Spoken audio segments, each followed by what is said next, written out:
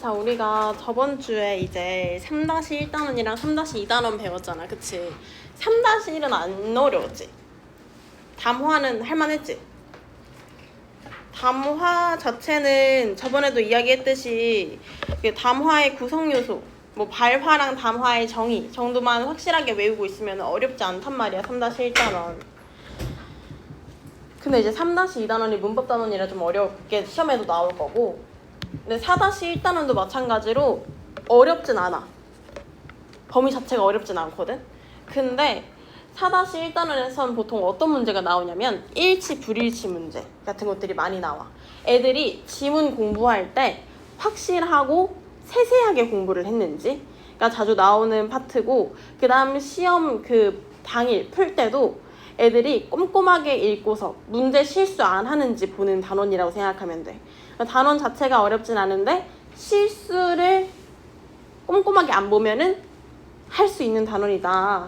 그래서 지문 자체가 되게 길고 그 지문 사이사이에 그림, 막 도표 이런 것들이 되게 많이 나와서 표 자체를 좀 꼼꼼하게 봐주는 연습을 해야 된다는 거지.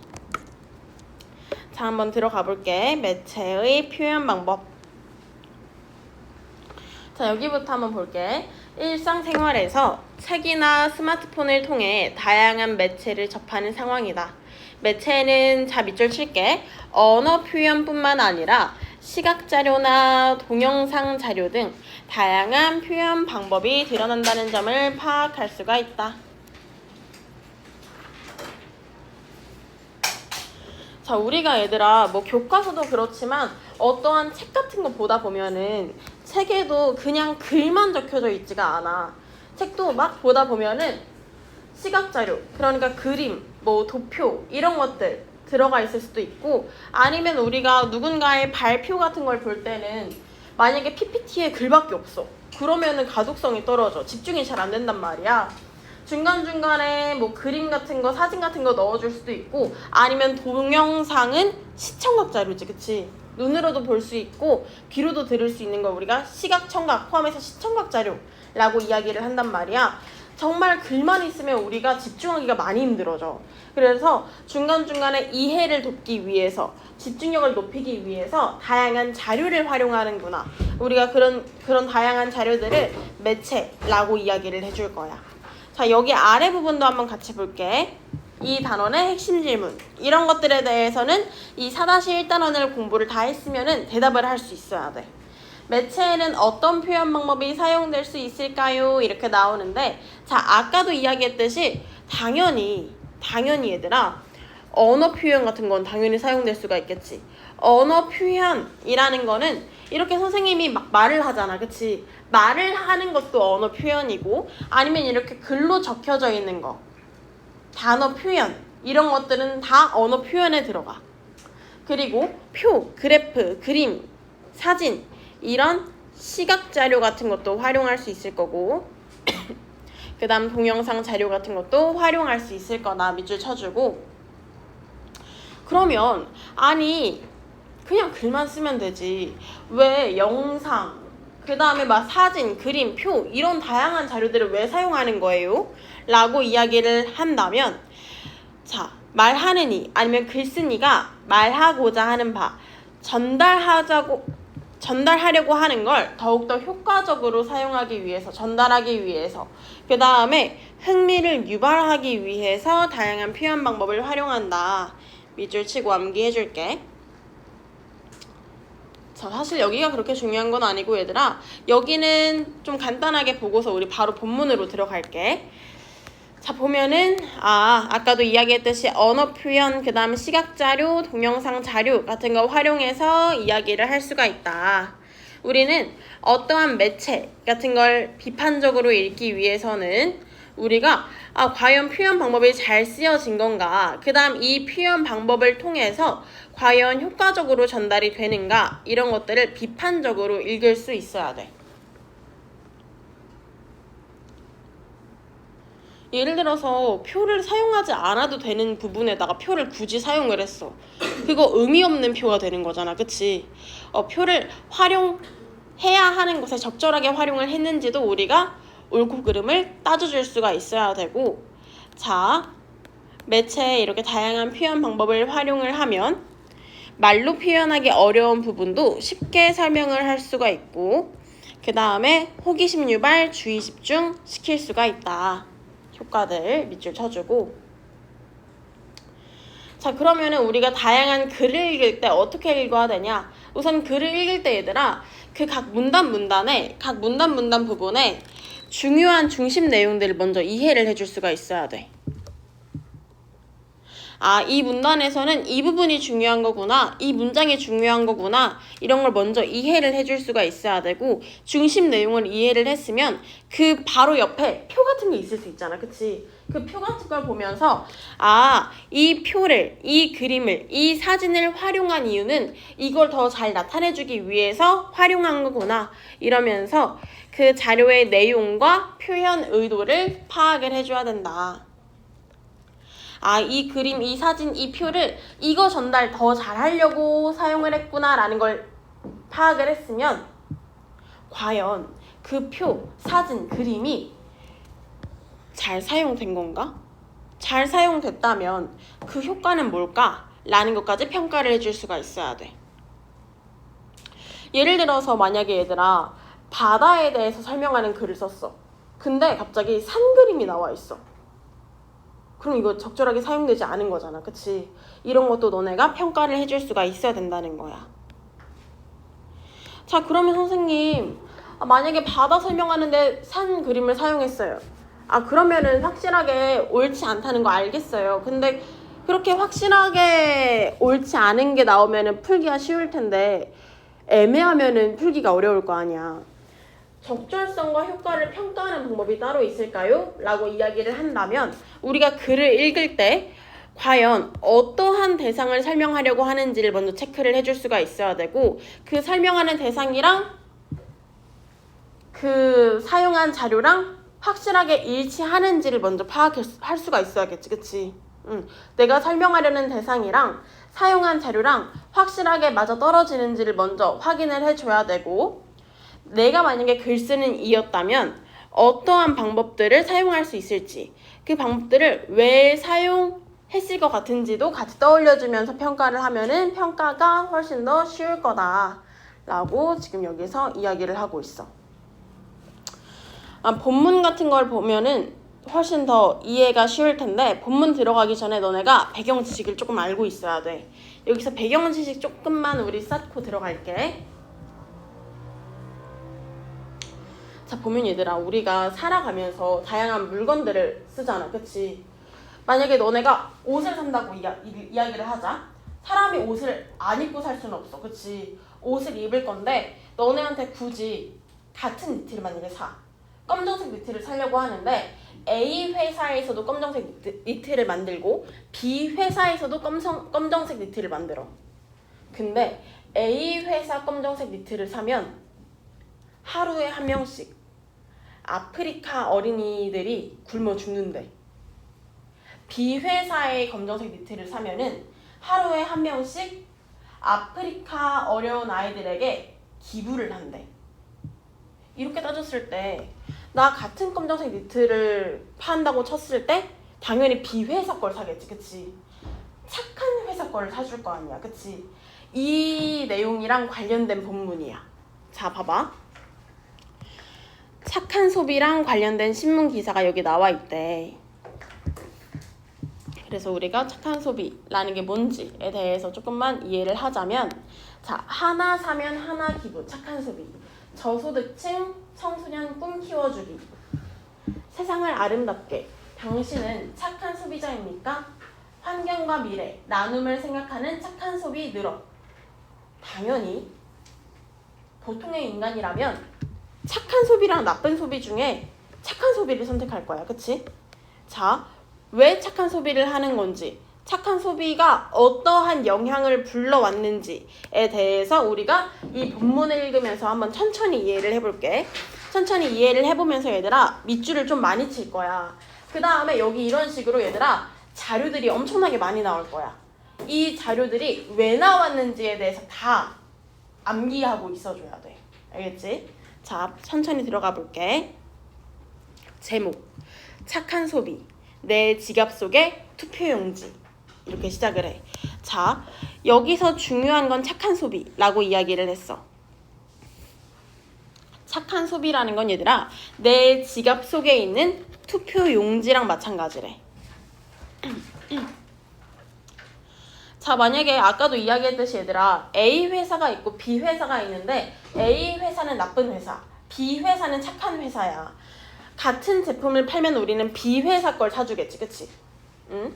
조금 비싸더라도 착한 회사 거를 우리는 사줄 거란 말이야. 이렇게 우리가 착한 소비를 하면 회사 입장에서 어떻게 느끼냐면은, 아, 우리가 착한 일을 해야지 손님들이 우리 거를 사주겠구나, 이런 식으로 생각을 하게 되기 때문에 기업들은 더욱더 착한 일을, 선행을 더욱더 많이 할 수밖에 없어. 우리가 착한 기업들 거를 많이 사주면은 이게 투표 용지처럼 활용된다는 거야, 기업들에게. 자, 천천히 시작을 해봅시다. 처음, 중간, 끝, 이런 식으로 지문이 진행이 될 거야. 사탕, 초콜릿, 과자가 옹기종기 늘어서 있다. 메모지에 쓴 손편지도 보인다. 힘내세요, 행복하게 지내세요 같은 응원의 글도 있고 감사 인사가 적힌 쪽지도 있다. 이렇게 말만 하면은 사람들이 집중이 잘 안 될 것 같아서 여기 보니까 자료 1번 이렇게 사진들을 넣어줬네, 그치? 자료 1번부터 우리가 천천히 볼게. 보니까 여기에 포스트잇이 엄청나게 많이 붙어있어, 그치? 포스트잇 붙여져 있고 여기에 간식들이 막 담겨져 있네. 자료 1번은 지금 우리 지하철에 물품 보관함이 있는 거 알아? 물품 같은 거 보관할 수 있는 물품 보관함이 있는데 여기가 달콤한 간식거리들이 막 쌓여있는 달콤 창고가 이렇게 되어 있는 걸 지금 볼 수가 있어. 자, 여기도 보니까 편지가 막 묻혀져 있고 그 다음에 간식들이 막 쌓여 있어. 지금 뭐 보여주고 있는 거냐면 달콤 창고라는 걸 직접 사진으로 보여주고 있는 거야. 어머, 사람들 입장에서는 와, 지하철에 이렇게 달콤한 것들이 많이 담겨있는 창고가 있어? 신기하다 라는 걸 사진을 보면서 느낄 수가 있겠지. 이렇게 달콤 창고의 사진을 직접적으로 보여주면서 독자의 관심을 유도하고 글의 내용을 생생하게, 와 진짜 있구나, 생생하게 전달을 해주고 있다. 이러한 풍경을 볼 수 있는 곳은 뜻밖에도 지하철의 한 물품 보관함. 수많은 사람이 잠시 물건을 보관하는 용도로 사용하는 이 물품 보관함이 특별한 공간으로 변신을 한 것이다. 자, 보면 얘들아, 특별한 공간 뭐냐면 달콤 창고 이야기하는 거야. 달콤 창고. 같이 필기해 줄게.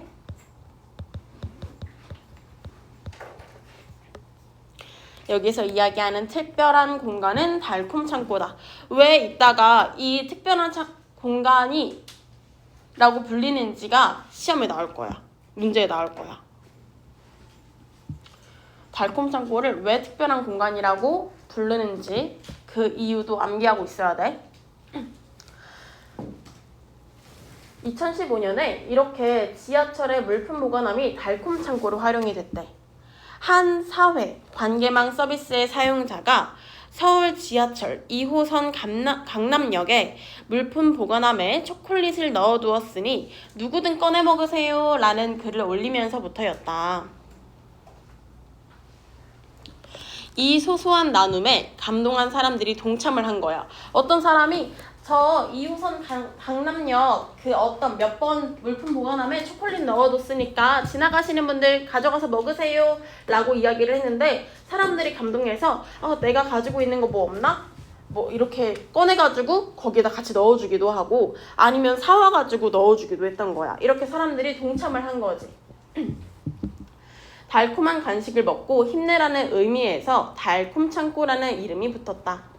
한 달에 5만 원인 이 물품 보관함 대여료를 기꺼이 내는 사람들, 그리고 가벼운 주머니를 털어서 얼굴도 모르는 타인을 위해서 간식을 넣어두는 사람들 덕분에 달콤 창고는 전국 지하철역을 중심으로 퍼져나갔고 불과 몇 달 만에 100여 곳으로 늘어났다. 처음에는 강남역에서 시작이 됐는데 전국으로 이런 달콤 창고가 늘어났대. 자, 우리가 여기에서 알 수 있는 건 많은 사람들이 이런 달콤 창고를 활용하고 키우는 일에 동참했구나 라는 걸 알 수가 있어. 자, 자료 2번 아래에 나오는데 얘들아, 처음엔 강남역 쪽에서 시작했다 이랬어. 그치? 처음엔 강남역에서 시작을 했는데 점점 지금 확산한 거를 지도를 통해서 보여주고 있네. 그치? 세 번째 자료 보니까 여기는 이제 전국, 거기다 제주도까지 달콤 창고가 생긴 거야. 와, 점점 확산을 했구나라는 걸 지금 지도를 활용해가지고 보여주고 있네. 이것도 시각 자료 맞죠? 그치? 자, 여기도 보면은 지도를 연속으로 제시를 해서 전국적으로 확산하는 모습을 한눈에 파악할 수 있도록 도와주고 있어. 만약에 이렇게 지도를 활용 안 했잖아? 글로 표현했으면 지역 이름들을 쭉 나열을 했어야 돼. 만약에 지역 이름이 막 30개, 40개 이렇게 나열되어 있으면 우리 그거 글 다 못 읽을걸? 근데 이렇게 지도를 제시를 해줬기 때문에 한눈에 파악할 수가 있었던 거야. 이어서 볼게. 달콤 창고에 누가 간식을 가져다 놓고 가져가는지는 아무도 모르지만 이 공간을 통해서 익명의 사람들이 서로 위로하면서 마음을 나누고 있다. 어떻게 일면식도 없는, 한 번도 본 적이 없는 사람들끼리 이렇게 살갑게 챙겨주고 따뜻한 말을 건넬 수가 있을까? 이기기 위해서 남을 밟고 올라서야 하는 무한 경쟁의 시대에 달콤 창고는 이해하기 힘든 낯선 흐름이다. 자, 밑줄 칠게. 자, 요즘 세상 보면 얘들아, 어떻게든 조금이라도 더 잘해가지고 남을 밟고 올라서야 해. 막 이런 경쟁 같은 걸 부추기는 시대잖아. 그치? 그런데 어떻게 이렇게 얼굴도 모르는 사람들을 위로해주고 그 다음에 초콜릿 하나라도 먹고 가세요. 오늘도 힘내세요. 이런 따뜻한 말을 해주는 이러한 시스템이 어떻게 이루어질 수가 있을까? 라고 여기서는 질문을 던지고 있는 거야. 자, 중간 부분 한번 들어가 볼게. 한 나라 국민이 겪는 경제적 고통의 정도를 보여주는 지표가 있다. 그 지표 지금 여기서 옆에서 보여주고 있는 거야. 실업률과 물가 상승률을 바탕으로 산출이 되는 체감 경제 고통 지수. 자, 이거 알고 있어야 돼, 얘들아. 옆에 체감 경제 고통 지수에 대한 그래프가 나오는데 이 체감 경제 고통 지수는 실업률과 물가 상승률을 바탕으로 계산이 된 거래. 이거 외울 필요도 없어. 그냥 시험 문제 나오면 지문 그대로 줄 거 아니야. 그치? 너네가 보고서 확인해 줄 수 있으면 돼. 근데 가끔 일치 불일치 문제로 뭐가 나오냐면 실업률하고 여기 이상한 거 넣어놓고서 체감 경제 고통 지수는 실업률과 XX를 바탕으로 산출이 된다. 이런 식으로 문제가 나와. OX. 그래서 이런 거 너네가 다시 지문으로 들어가서 확인해 줄 수만 있으면 문제 맞출 수 있어.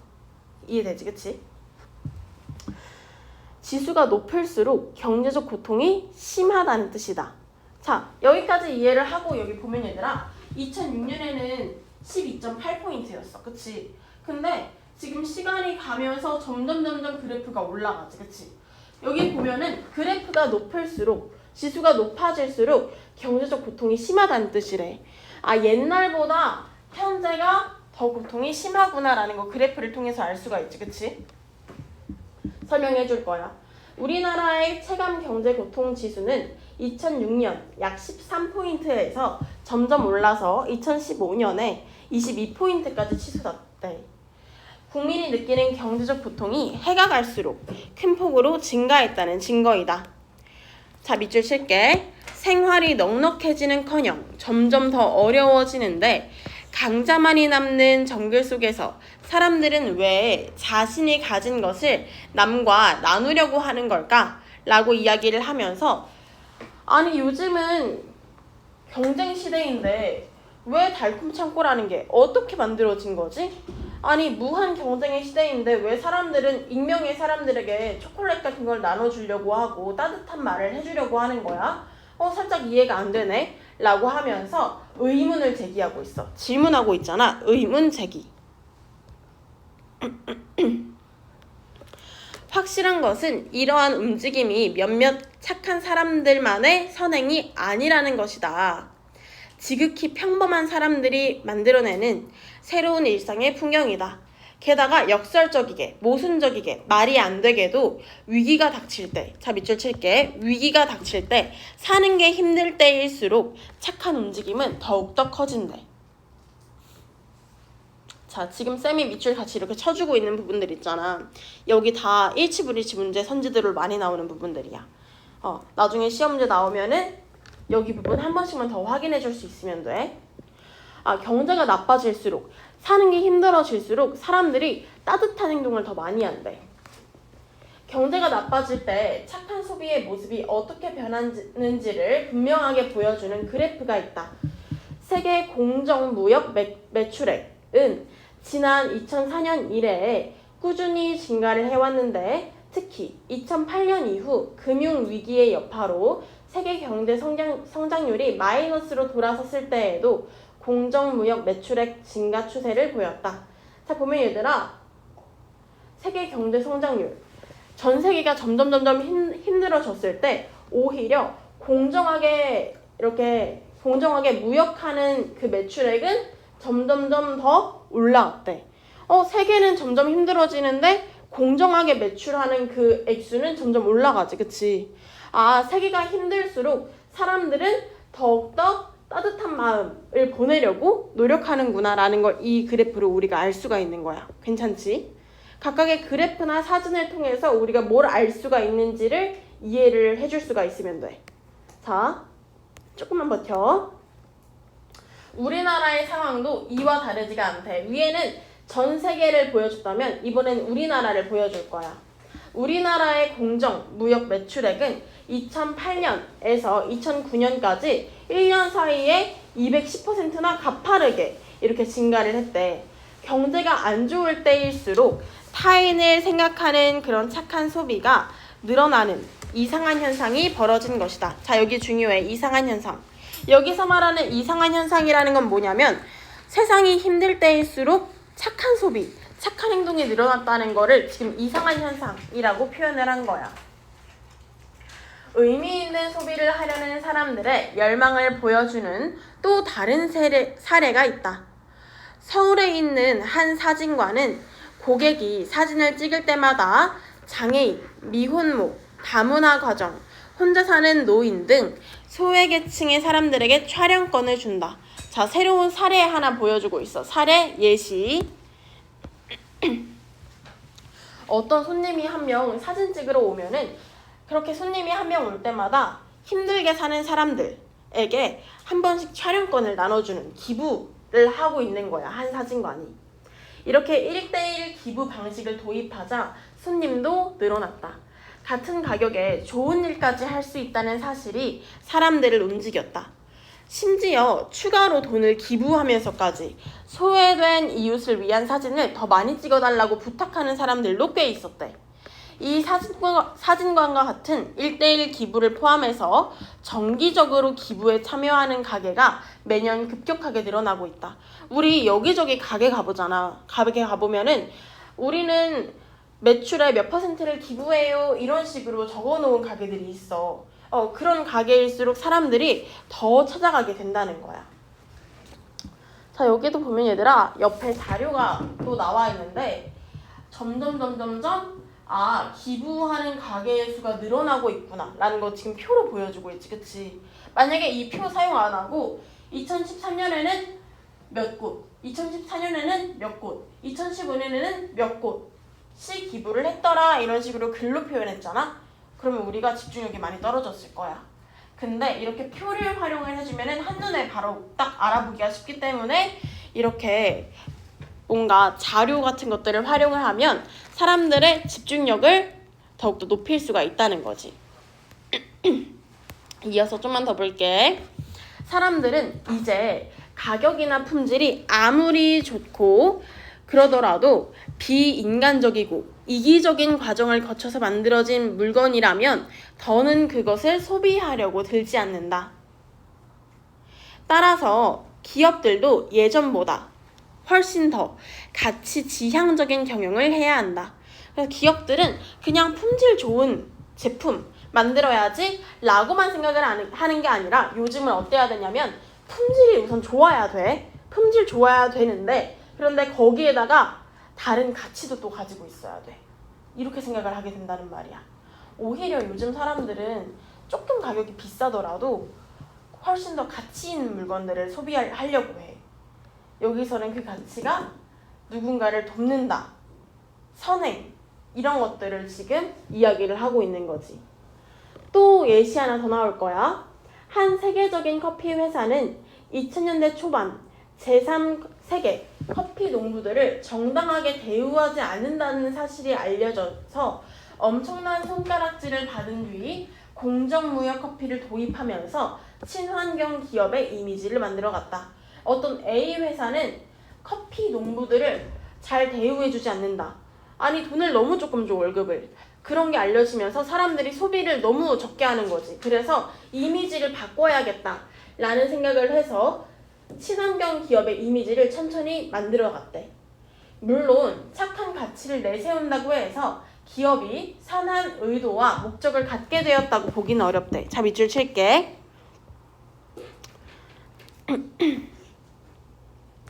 저희는 여러분들이 저희 물건들을 많이 사주면은 아프리카에 몇 %씩 기부해요 라고 이야기를 한다고 해서 그 기업의 사장이 무조건 착한 사람일까?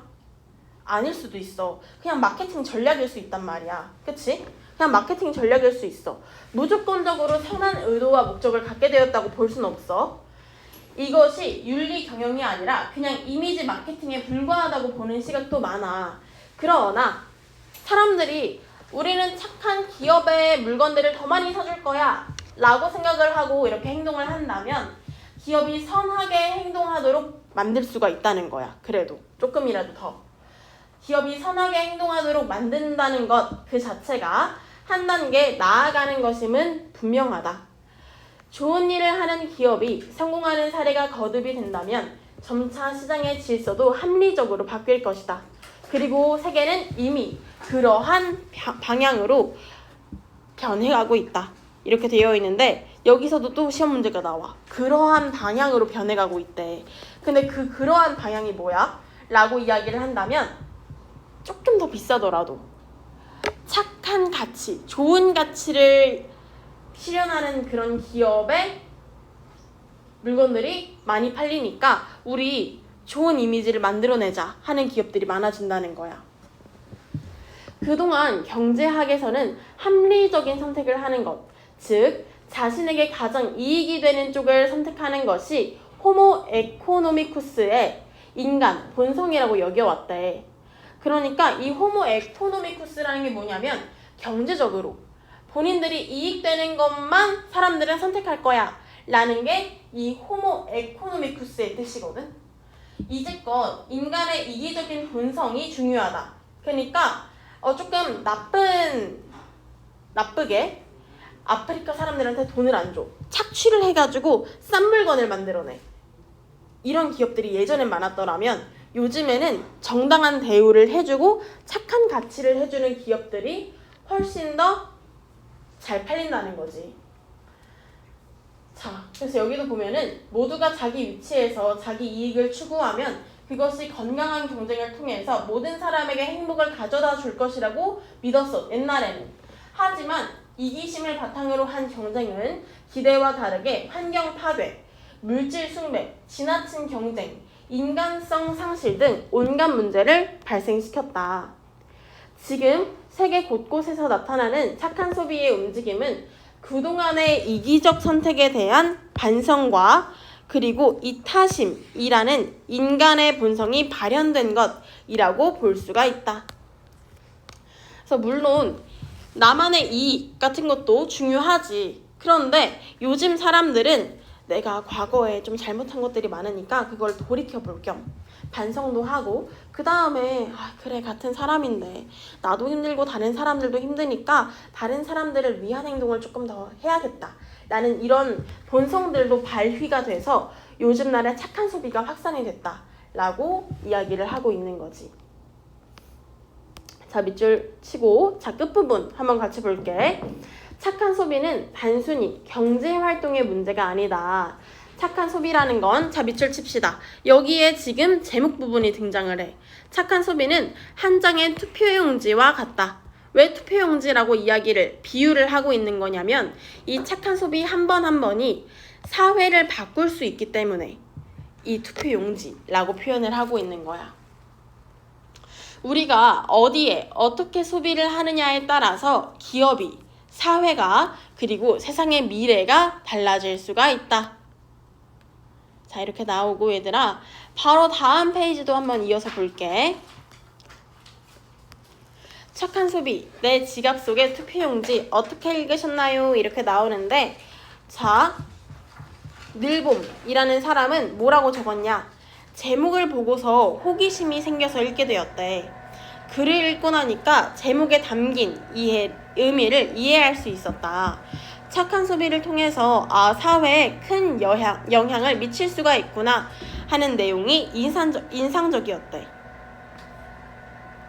그 다음 두 번째, 보라보라라는 사람의 댓글도 우리 같이 읽어보면은 다양한 시각 자료가 활용이 되어서 내용을 이해하는 데 도움이 됐대.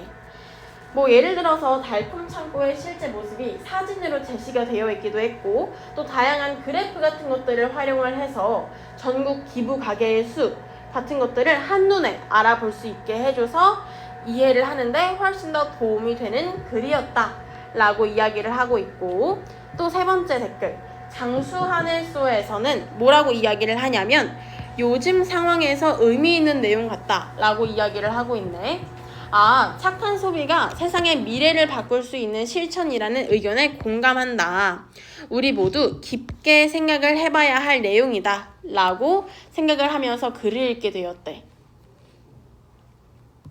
자, 그래서 얘들아, 결국은 이 글은 뭐 이야기하는 거냐면 우리 한 번 한 번 하는 그런 소비들이 어떤 기업에 어떻게 소비를 하냐에 따라서 우리의 사회가 많이 달라질 수가 있어. 그렇기 때문에 가치 있는 소비를 해야 돼 라고 이야기를 하는 글이란 말이야. 자, 우리 가치 있는 소비, 착한 소비를 해야 돼 라는 글이기 때문에 이 글은 주장하는 글, 논설문인 거야. 논설문. 주장하는 글, 논설문. 설명하는 글 아니야. 주장하는 글이야. 주장하는 글, 논설문. 이러한 사회가 왜 만들어졌는지, 예전에는 어떤 사회였는지에 대해서 설명해주는 글이기 때문에 설명적 성격도 띠고 있어. 자, 외워야 돼 얘들아. 설명적 성격도 띠고 있지만 설명하는 글이 아니라 주장하는 글이야. 알겠지? 설명하는 성격을 띠고 있지만 갈래는 주장하는 글이야. 시험 문제에 이 글은 설명하는 글이다. 틀린 거야. 알겠지? 설명하는 성격을 띠고는 있지만 주장하는 글인 거야. 그 다음에 우리가 한 번 한 번 하는 그 소비가 좋은 사회를 만들지 나쁜 사회를 만들지 결정한다고 했잖아. 그치? 이러한 교훈이 담겨있는 글이다 라는 것도 밑줄. 교훈적. 자, 우리가 아까도 봤지만 이 글 하나에 되게 다양한 자료들이 포함이 되어 있었어. 다양한 표현 방법을 활용을 해서 전달하려는 내용을 이해하기 쉽게 효과적으로 설명하고 있다. 그 다음 아까 이야기했듯이 착한 소비를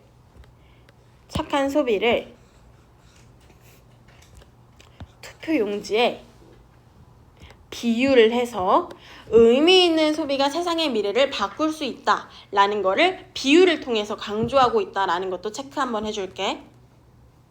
내용 자체가 어렵진 않지, 그치? 어려워? 알겠어.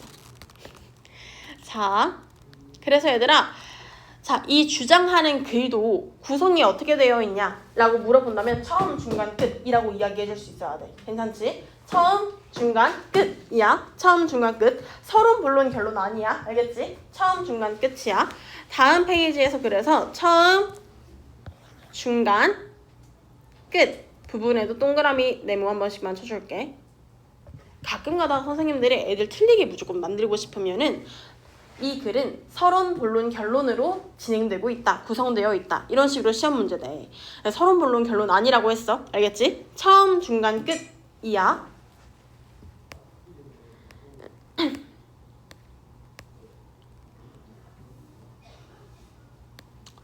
자, 그 다음 여기는 조금 이따가 우리 따로 채워볼 건데, 따로 채워보기 전에 여기 아래 부분 있잖아. 여기 부분 먼저 채우고서 한번 같이 볼게. 자, 아래 부분 보고서 빈칸 먼저 한번 채워볼래?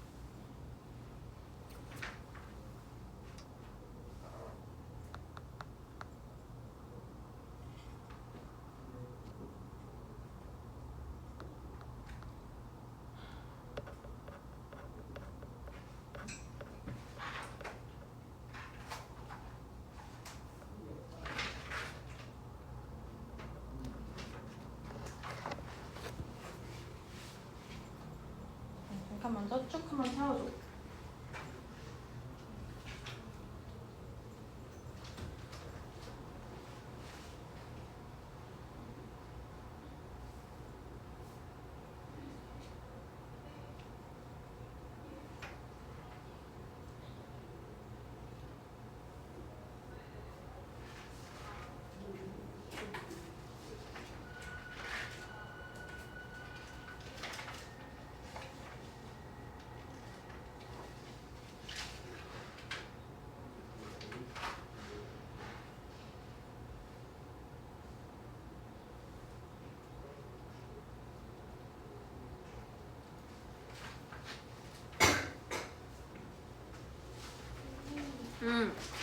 설명문도 처음 주는 그 다음에 맞아. 설명문도 처음 준 거야, 그치야?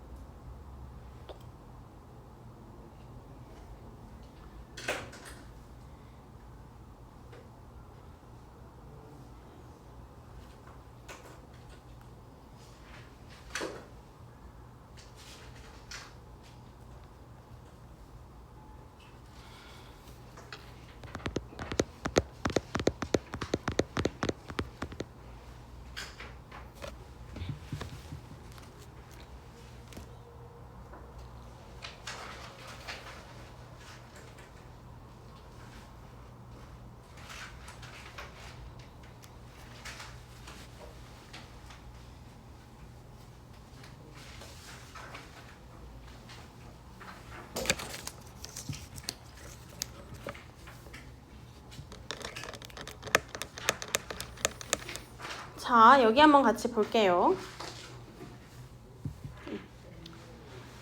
자, 보면 얘들아, 우리가 아까 시각자료, 사진, 지도, 그래프 이렇게 다양하게 사용된 것들은 봤어.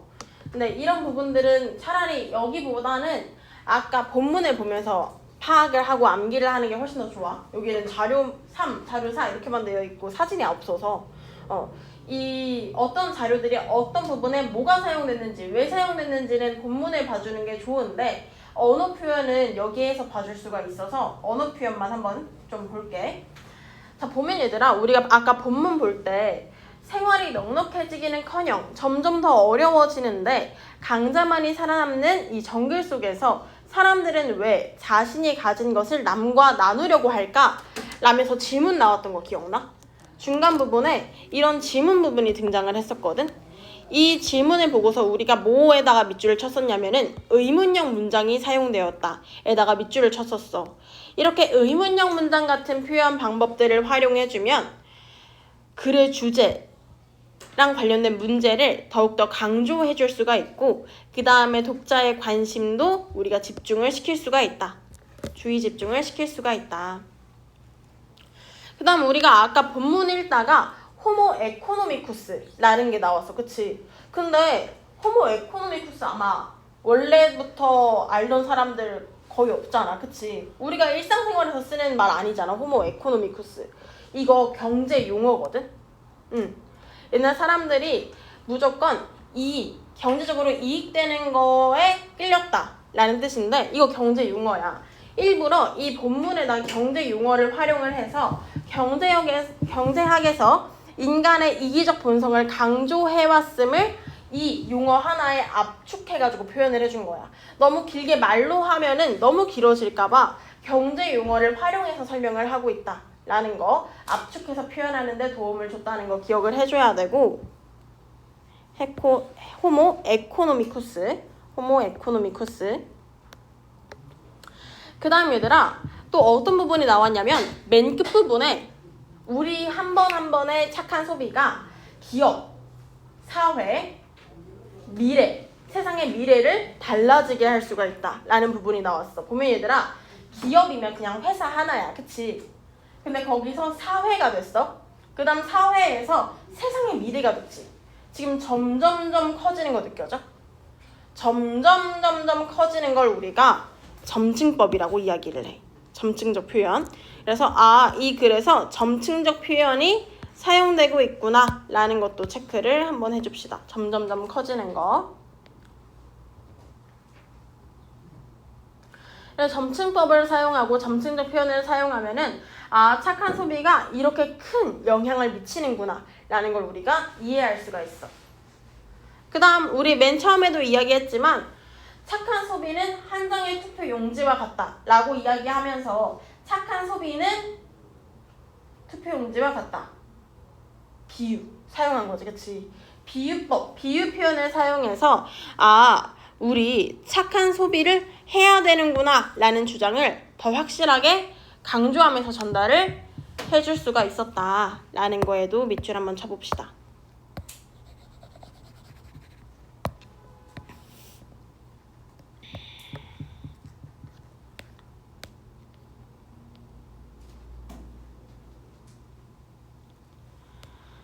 자, 여기 페이지까지는 보고 잠깐 쉴게 얘들아. 자, 보면 얘들아, 우리가 본문 내용들 한번 좀 정리를 해봐야 되는데, 맨 처음에 달콤 창고라는 게 나왔잖아. 그치? 달콤 창고라는 게 나왔어. 달콤 창고가 뭐였냐면 얼굴도 모르는 사람들을 위해서 사람들이, 익명의 사람들에게 간식을 나눠주는 게 달콤 창고였지. 그치? 그냥 나 주머니에 사탕 하나 있네? 지나가는 사람 먹으라고 냅둬야지? 이게 바로 달콤 창고였잖아. 그치? 그리고 또 이렇게 달콤 창고도 있었지만 사진관 같은 경우 사례로 나왔었어. 1:1 기부 같은 것들. 이런 달콤 창고나 1:1 기부, 얘네들의 공통점은 뭐냐면 자신이 가진 것을 다른 사람들과 나누고 싶어하는 마음이 공통이야. 그치? 기부하는 거니까. 그래서 얘네들은 자신의 이익이 아니라 모두의 이익을 위해서 행동하고자 하는 마음이 공통이다 라는 거 우리가 체크해주고 있어야 되고, 근데 이러한 선한 마음들이 세상 사람들이 살기 너무 편할 때보다는 살기 어려울 때 이러한 마음들이 많이 나타났다고 이야기했잖아. 그치? 아래도 볼게. 경제가 어려울수록 착한 소비가 확산하는 이유. 이거 시험 문제에 나온다 그랬어. 경제가 어려울수록 착한 소비가 확산하는 이유는 예전에는 사람들이 이기심을 바탕으로 계속해서 경쟁을 하다 보니까 환경 파괴, 물질 숭배, 지나친 경쟁, 인간성 상실, 다양한 문제들이 발생을 했어. 그래서 왜 우리 지금도 지구온난화 이렇게 얘기 많이 하잖아. 그치? 이러한 파괴들이 많이 발생을 했어. 사람들이 내가 그동안 잘못했구나. 지금이라도 조금 남을 위해서 살아야겠다. 우리 지구를 위해서 조금 살아봐야겠다. 라고 생각을 하면서 반성과 함께 남을 생각하는 이타심이라는 본성이 드러났기 때문에 착한 소비가 확산하게 되었다. 라는 거 이해를 하고 있어야 된다. 자, 우선 여기까지는 얘들아 필기를 좀 해주고 그 다음에 우리 잠깐 쉬었다가 이어서 좀 더 봐야 돼. 정리하는 거. 자, 그래서 여기까지 필기 좀 마무리한 사람은 잠깐 쉬었다가 이어서 더 봅시다. 오늘 이거 수업하고서 좀 나눠줄 것도 더 있어가지고